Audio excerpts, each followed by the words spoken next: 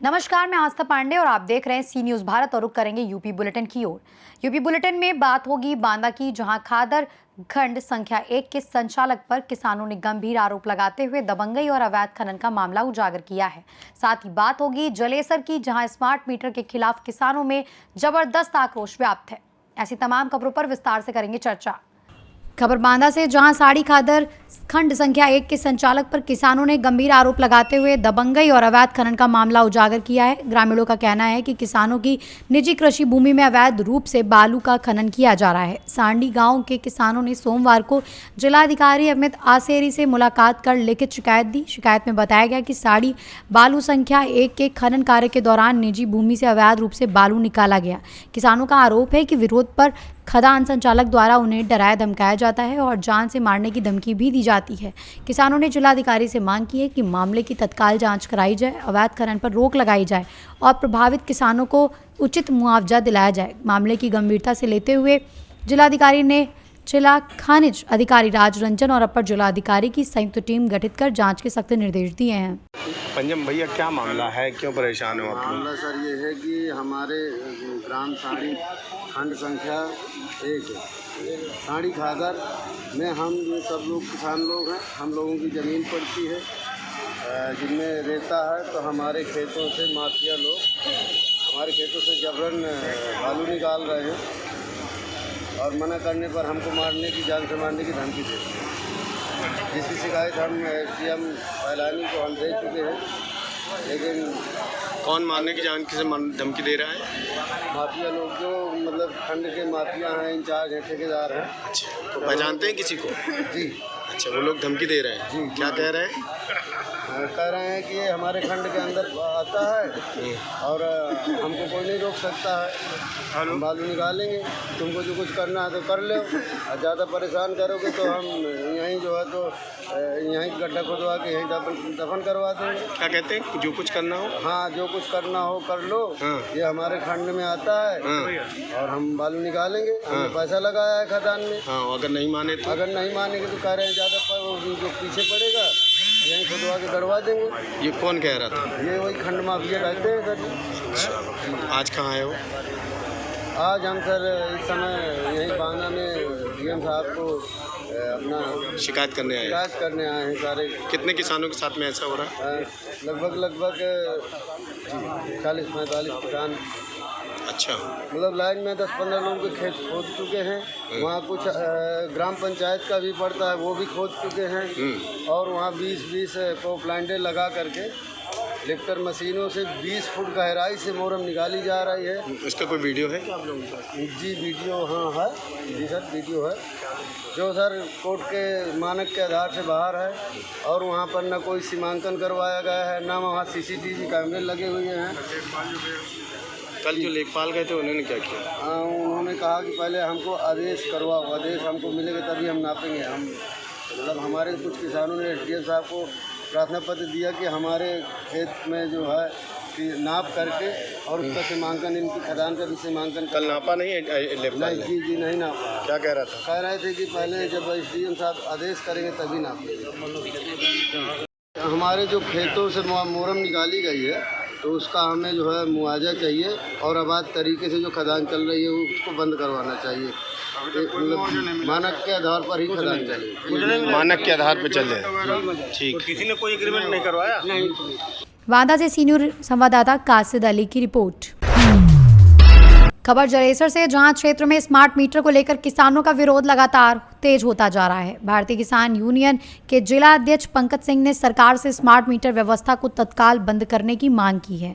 किसान नेता पंकज सिंह का आरोप है कि किसान और मजदूर वर्ग तकनीकी रूप से इतना सक्षम नहीं है कि स्मार्ट मीटर की जटिलताओं को समझ सके, जिसके कारण उन्हें भारी भरकम बिजली बिलों का सामना करना पड़ रहा है। उन्होंने कहा कि जलेसर क्षेत्र के नूखेड़ा गाँव, जिसकी आबादी लगभग 10,000 है, वहाँ किसानों ने पंचायत कर इस मुद्दे पर रणनीति तैयार की है। पंचायत में सभी किसानों ने एकजुट होकर स्मार्ट मीटर का विरोध करने का निर्णय लिया है। किसान नेता ने चेतावनी दी है कि यदि जल्द इस समस्या का समाधान नहीं किया गया तो किसान उग्र आंदोलन करने को मजबूर होंगे और स्मार्ट मीटर उखाड़कर बिजली घरों पर फेंक देंगे। उन्होंने कहा कि इसकी पूरी जिम्मेदारी प्रशासन और सरकार की होगी। अब देखना ये होगा कि प्रशासन और सरकार इस बढ़ते विरोध पर क्या कदम उठाती है।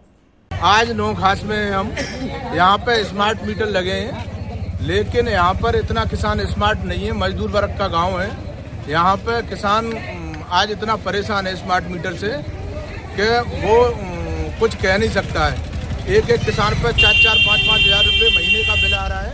तो इस वजह से आज गांव के लोगों ने, सभी किसानों ने, बहुत बड़ा गांव है, 10,000 की आबादी का गांव है, उन्होंने ये यहाँ पर पंचायत हुई है, फैसला लिया है कि अगर 2-3 दिन में जो मीटर लगे हुए हैं और जिन पर बिल ज़्यादा आ रहा है उनमें अगर कोई संशोधन नहीं हुआ तो 3 दिन बाद यहाँ से मीटर उखाड़कर बिजली घर पर डाल दिए जाएंगे। किसानों की प्रमुख समस्या है, सरकार भी किसानों के भले के लिए सोचती है। अगर किसानों का उसमें स्मार्ट मीटर में कोई भला नहीं हो रहा है तो तुरंत उत्तर प्रदेश सरकार को ये फैसला लेना चाहिए कि स्मार्ट मीटर को तुरंत बंद कर देना चाहिए और किसानों को बिजली फ्री में देनी चाहिए। सरकार के पास बहुत पैसा है, बहुत सारा पैसा सरकार उड़ाती है दूसरे कामों में, तो सरकार इस पर भी ध्यान दे। किसानों को जो शोषण बिजली के कारण हो रहा है। जलेसर से सीनियर संवाददाता लखन यादव की रिपोर्ट। खबर कन्नौज से, जहां जान से मारने की धमकी, जाति सूचक अपमान और कार से जानलेवा हमले के मामले ने तूल पकड़ लिया है। घटना के विरोध में बड़ी संख्या में भीम आर्मी और बहुजन समाज के लोग जिला मुख्यालय पहुंचे। प्रशासन ने स्थिति को देखते हुए पहले से ही मार्गों पर बैरिकेडिंग कर भारी पुलिस बल तैनात किया था। प्रदर्शनकारियों ने नसरापुर स्थित अंबेडकर पार्क के सामने जिलाधिकारी को ज्ञापन सौंपकर आरोपियों के खिलाफ सख्त कार्रवाई की मांग की। भीम आर्मी जिला अध्यक्ष सूरज कुमार कर्ण ने आरोप लगाते हुए कहा कि इस तरह की घटनाएं समाज में भय और असुरक्षा का माहौल पैदा कर रही हैं, जिसे किसी भी हाल में बर्दाश्त नहीं किया जाएगा। उन्होंने चेतावनी भी दी कि यदि जल्द कार्रवाई नहीं हुई तो संगठन बड़े स्तर पर आंदोलन करेगा। संगठन की ओर से ये भी मांग की गई कि सूरज कुमार कर्ण और उनके परिवार को सुरक्षा प्रदान की जाए तथा सोशल मीडिया पर वायरल वीडियो के आधार पर सभी आरोपियों की पहचान कर तत्काल गिरफ्तारी की जाए। पुलिस अधिकारियों का कहना है कि जांच जारी है और दोषियों के खिलाफ सख्त कार्रवाई की जाएगी। 26 तारीख को रूपेंद्र ठाकुर नाम के व्यक्ति का सुबह 8 बजे मेरे पास कॉल आता है कि हम तुम्हें जान से मार देंगे और अब तुम नीले अंगोछे के साथ सफ़ेद अंगोछा भी डालने की आदत डालो। तुम्हारे दिन ज़्यादा नहीं है, अपने घर वालों से कह दो कि तुम्हारी दिन कभी भी पूरे हो सकते हैं। तो हम लोग तालीग्राम थाना जाते हैं प्रार्थना पत्र देने के लिए उस अज्ञात व्यक्ति के खिलाफ। तो पता लगता है वो सकरनी गड़िया का रहने वाला है, तालीग्राम थाना क्षेत्र का। तो प्रार्थना पत्र से जब लौट रहे थे तो मेरी गाड़ियों से पीछा किया था, कई गाड़ियों से पीछा किया गया और लगातार जान से मारने की कोशिश की गई। फिर रील बना के डाल रहे हैं यही लोग ताकि समाज में भय पैदा हो जाए कि जिलाध्यक्ष की गाड़ी का हम पीछा कर रहे हैं। और रील बना के डालते हैं कि देखो शेरों ने किया पीछा, जिलाध्यक्ष भाग रहा है भीम आर्मी का, मतलब भीम आर्मी को कमज़ोर करने का प्रयास कर रहे हैं। फिर हम लोग सौरिक थाने जाते हैं, वहाँ भी कुछ नहीं सुनवाई होती क्योंकि वो मनवादी और जातिवादी गुंडे किस्म के लोग हैं। तो फिर हम लोग भारत में आज भी लोगों की मानसिकता है कि लोगों को गुलाम बनाऊंगा, ऐसी पोस्टें डाली जाती हैं। तो 4 तारीख को जब हम लोगों ने आह्वान किया तो एक मंचला है जातिवादी नीच मानसिकता का व्यक्ति, वो कह रहा है कि कोई भी दिवाकर, जाटव, वाल्मीकि, कठेरिया, अभी एक थोड़ा और ख़राब शब्दों में कहा कि अगर वो वहाँ जाएगा तो उसको मैं वहीं से मारते हुए लेकर आऊँगा, गुलाम बनाऊँगा। तो हम लोग तो यहाँ आ गए हैं मार के ले जाए गुलाम बनाने के लिए। तो अभी प्रशासन ने हमें आश्वासन दिया है कि आज ही उसके खिलाफ FIR पंजीकृत, मुकदमा वगैरह किया जाएगा और गिरफ्तारी भी सुनिश्चित की जाएगी। तो इसीलिए हम सभी लोग अपनी पूरी टीम के साथ वापस जाएंगे।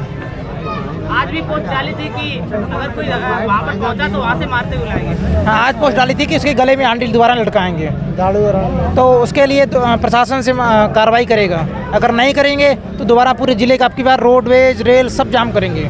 इस बार कोई वो नहीं चूक होगी क्योंकि हम भीम आर्मी, प्रशासन ने कहा है कि आज ही से उसके ऊपर कार्रवाई शुरू हो जाएगी।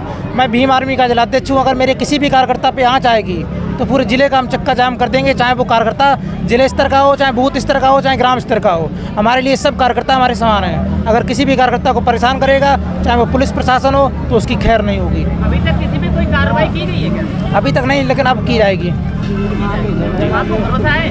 हाँ, नहीं भरोसा है मुझे, अपने लोगों पे भरोसा है। नहीं कार्रवाई की गई तो क्या तो करेंगे? अब की बार पूरा जिला जाम करेंगे, जैसा लॉकडाउन लगता है वैसी स्थिति पैदा कर देंगे। आपके किसी नेता ने कोई ऊपर से प्रतिक्रिया दी? हाँ, हमारे भीम आर्मी के राष्ट्रीय अध्यक्ष माननीय वीरेंद्र सिंह जी ने कहा है कि अगर कार्रवाई नहीं होती है तो पूरे भारत की टीम कन्नौज जिले में आंदोलन करने के लिए बाध्य होगी। कन्नौज से सी न्यूज़ संवाददाता महेश गौड़ पप्पू की रिपोर्ट। खबर सिद्धार्थनगर से, जहां जिले के मुहाना थाना क्षेत्र के शिवपति नगर टोला मुहाना बाजार में युवक की हत्या के बाद पोस्टमार्टम कराकर लौट रहे परिजनों को चौराहे पर शव रखकर सड़क को जाम कर दिया, जिसकी वजह से 1 घंटे तक आवागमन बाधित रहा। परिजन इस मामले में कुछ और लोगों के खिलाफ FIR दर्ज कर उनकी गिरफ्तारी की मांग कर रहे थे। बाद में अपर पुलिस अधीक्षक के काफ़ी देर तक समझाने बुझाने के बाद परिजन शव लेकर घर गए। आपको बताते, बीते कल खून से लथपथ 14 वर्षीय सगीर पुत्र कलीमुल्लाह निवासी शिवपति नगर टोला मुहाना बाजार का शव उसके घर से कुछ देर दूर मिला था। पुलिस ने मामले का खुलासा करते हुए एक अभियुक्त समेत 3 नाबालिगों को गिरफ्तार भी कर लिया। मीडिया से बातचीत में परिजनों ने हत्या का आरोप लगाते हुए कहा कि मृतक के साथ घटना वाली रात 4 लोग मौजूद थे और उन्होंने आरोप लगाया कि पहले शव वहां नहीं था, बाद में लाकर फेंका गया। परिजनों का कहना है कि घटना में अन्य लोग भी शामिल हैं और पुलिस मामले में लीपापोती कर रही है। उन्होंने निष्पक्ष जांच और सभी आरोपियों के खिलाफ सख्त कार्रवाई की मांग की है। इस मामले में अपर पुलिस अधीक्षक प्रशांत कुमार ने बताया कि शव मिलने के बाद परिजनों की तहरीर के आधार पर मुकदमा दर्ज किया गया है। भाई जो लाश पड़ी है ये हमारे भाई की लाश है। कल इनकी हत्या हुई है। ये परसों रात 12 बजे से गायब थे। 4 लड़के इनके साथ में थे। सुबह जब 12 बजे तक हम लोग ढूंढे, नहीं मिले, तहरीर दिया गया थाने पर। तहरीर देने के लगभग 1-1.5 घंटे बाद हमको लाश मिली है। तो जिनका नाम हम तहरीर में दिए थे उनके मकान से और इनके मकान से जो डेड बॉडी पड़ी है, इनके मकान से दोनों लोगों के मकान के बीच इनकी लाश मिली है। हमारी मांग है, जब लाश वहां जहां मिली है उस स्थान पर हम लोग 2 बार पहले देखे जाकर, वहां लाश नहीं थी। लाश बाद में फेंकी गई है लाकर वहां। जिस स्थान पर घटना हुई है उस स्थान का वहां खुलासा हो कि इस जगह घटना हुई है। जो लोग इसमें सम्मिलित हों, जो संलिप्त हैं, उनको लाया जाए, उनको सामने किया जाए, उन पर कार्रवाई की जाए। मामला यहाँ लीपापोती ये हो रहा है कि 4 छोटे-छोटे नाबालिग बच्चों को सामने खड़ा कर दिया गया है। कह रहे हैं ये हत्यारे हैं, उनका ब्रेन वॉश कर दिया गया। वो कह रहे हैं हम मारे हैं, लेकिन वो मारे हैं तो हम कह रहे हैं उन चारों को अलग अलग लाकर आप पूछताछ कीजिए। चारों को अलग अलग लाइए। किस ये हत्या जो हुई है वो बच्चे उसमें सम्मिलित हैं, लेकिन उनके साथ उनके परिजन भी सम्मिलित हैं। उसमें बड़े लोगों का हाथ है, क्योंकि जिस तरह से इनको मारा गया है ये बच्चों का काम नहीं है। बच्चे झगड़ा करते हैं तो किसी से झगड़ा होता है, मारपीट करते हैं। अगर किसी की मौत होती है तो इत्तेफाकन 1-2 बार लगते हैं उसको, 1-2-3 जगह चोट के निशान होते हैं। लेकिन ये जिस तरह से मरा हुआ है, इसकी बॉडी को आप देख सकते हैं, मेडिकल रिपोर्ट देख सकते हैं। ये साजिशन रंजिशन इसको मारा गया है और इसको तड़पा कर अलग अलग तरह की यातनाएं देकर मारे हैं इसको। जो यादव परिवार है उसी पर हमारा शक है और वही परिवार मारा है। अपने घारी में इसको मारा है, घारी पे मार कर वहां लाकर फेंक दिया है और घारी से सटा हुआ पोखरा है। अब पोखरे पर इसकी लाश मिली है। इसके शरीर पर भूसा और बालू भी लगा था। क्या चाहते हैं आप? हम यही चाहते हैं जो यादव परिवार है इनके खिलाफ जो हुआ है वो उनके खिलाफ कार्रवाई हो। जो बच्चे उसमें सम्मिलित हैं उन पर भी कार्रवाई हो। हाँ सर, कल एक 14 वर्ष के किशोर की डेड बॉडी मिली थी। परिवार वालों ने हत्या का आरोप लगाया था। आज वो लोगों ने डेड बॉडी रखकर जो है कार्रवाई की मांग कर रही थी। क्या कुछ बातें आप लोगों से हुई? देखिए, कल थाना मुहाना के अंतर्गत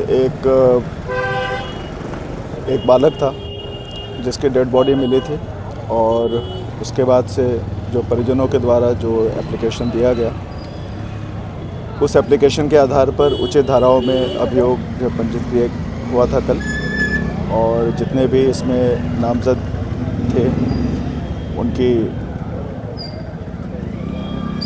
गिरफ्तारी भी हुई है और कुछ इसमें नाबालिग थे जिनको कि जुवेनाइल कोर्ट में भेजा गया था।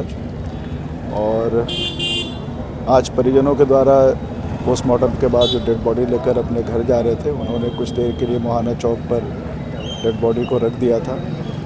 फिर बाद में उन्हें समझा बुझाकर उनको वहाँ से हटा दिया गया और इस समय यातायात जो है प्रॉपर तरीके से इस समय चल रही है। और इस अभियोग में जो भी कार्रवाई थी स्थानीय पुलिस के द्वारा पूर्ण कार्रवाई जो है अब तक कर ली गई है और इसकी अग्रिम विवेचना अभी भी थाना मुहाना से प्रचलित है। सर, इसमें एक नया ट्विस्ट ये आया है कि परिवार के लोग ये कह रहे हैं कि जिन लोगों को जेल भेजा गया है उनके बच्चे की हत्या में उनके परिवार के लोग भी शामिल थे। इस तरह की भी बात सामने आई। विवेचना चल रही है अभी इसके बाद इस समय। सिद्धार्थनगर से सी न्यूज़ संवाददाता धर्मेंद्र कुमार की रिपोर्ट। खबर सुल्तानपुर से, जहां लंबुआ विकास खंड के ग्राम प्रधानों ने सोमवार को बैठक कर मुख्यमंत्री को संबोधित ज्ञापन एडीओ पंचायत प्रदीप यादव को सौंपा। प्रधानों ने अपने कार्यकाल को बढ़ाने की मांग की है। प्रधान संघ अध्यक्ष कैलाश चंद्र दुबे के नेतृत्व में सौंपे गए ज्ञापन में कहा गया है कि वर्तमान ग्राम प्रधानों का कार्यकाल 26 मई 2026 को समाप्त हो रहा है। प्रधानों ने आशंका जताई कि पंचायत चुनाव लगभग 1 वर्ष के लिए टल सकते हैं। ऐसी स्थिति में ग्राम पंचायतों में प्रशासक नियुक्त करने के बजाय मौजूदा प्रधानों का कार्यकाल बढ़ाया जाए। ज्ञापन में यह भी उल्लेख किया गया कि लोकतांत्रिक तरीके से चुने गए जनप्रतिनिधि गाँव की समस्याओं और विकास कार्यों से बेहतर परिचित होते हैं और उन्हें कार्य का अनुभव भी होता है। ऐसे में जनहित और विकास कार्यों की निरंतरता को देखते हुए कार्यकाल विस्तार उचित रहेगा। इस मौके पर कई ग्राम प्रधान एवं प्रतिनिधि मौजूद रहे, जिनमें माधवी सिंह, देवी सिंह, गंगा देई, प्रदीप जायसवाल सहित अन्य लोग शामिल रहे। अध्यक्ष जी, आज आपके नेतृत्व में एडीओ पंचायत को ज्ञापन सौंपा गया, किस संबंध में आपने ज्ञापन सौंपा है?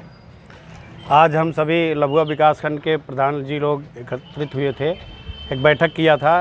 बैठक का मुख्य विषय यही था, 26 मई को हम सबका कार्यकाल समाप्त हो रहा है। हमारी मांग यही है, हम चुनाव में जाना चाहते हैं। सरकार या तो चुनाव कराए, अन्यथा अगर चुनाव नहीं करा पा रही है तो हम प्रधानों का कार्यकाल ही विस्तार किया जाए, प्रशासक न बैठाया जाए। इसी के उद्देश्य में आज हम लोगों ने बीडीओ साहब, मुख्यमंत्री जी को संबोधित एक ज्ञापन देना था बीडीओ साहब को। बीडीओ साहब कहीं मीटिंग में बिजी थे, नहीं आ पाए। एडीओ साहब के माध्यम से हम लोग मुख्यमंत्री जी को एक ज्ञापन दिए हैं। अगली जैसे आपकी मांगों नहीं पूरा होता है तो क्या अगला कदम होगा आप लोगों का? हम अपनी मांग सरकार तक पहुंचा रहे हैं। अगर मांग नहीं पूरा हुआ तो 20 तारीख को हमारे अखिल भारतीय प्रधान संघ की तरफ से लखनऊ में एक बैठक आहूत की गई है। वहां हम लोग एकत्रित होंगे। जो भी डिसीजन होगा हम अपनी मांग सरकार तक पहुंचाएंगे और हमें उम्मीद भी है कि सरकार हमारी मांगों को मानेगी। आए हुए प्रधानों के लिए आपका क्या कहना है? आज जो इस बैठक में आए हुए हमारे सभी प्रधानों का हम लोग आज बैठ के यही सब बात किए हैं कि भाई हम लोगों को 5 साल का कार्यकाल जो रहा है, हम लोग आपसी भाईचारे के साथ आज इस 5 साल के अंतिम बैठक थी हम लोगों की। हम लोगों ने आपने एक दूसरे से अनुभव शेयर किए। गांव में विकास अभूतपूर्व हुआ है। हर गांव में हमारे सारे प्रधान साथियों ने अभूतपूर्व विकास किया है और किसी भी कार्यदायी संस्था से अधिक गुणवत्तापूर्ण विकास हम लोगों के यहाँ हुआ है। इसके लिए हम सारे प्रधानों को बधाई देते हैं और इस वादे के साथ कि अगली बार हम चुनाव में जाएंगे, इसमें से कुछ प्रधान वापस आएंगे, कुछ प्रधान छूट जाएंगे, नई टीम होगी। हम फिर से आगे जो भी आएगा उसके साथ हम बैठेंगे और इसी तरीके से गांव को विकास को आगे बढ़ाते रहेंगे। सुल्तानपुर से सी न्यूज़ संवाददाता वाजिद हुसैन की रिपोर्ट। फिलहाल इस बुलेटिन में बस इतना ही। बाकी देश और दुनिया की तमाम बड़ी खबरों के लिए बने रहिए सी न्यूज़ भारत के साथ।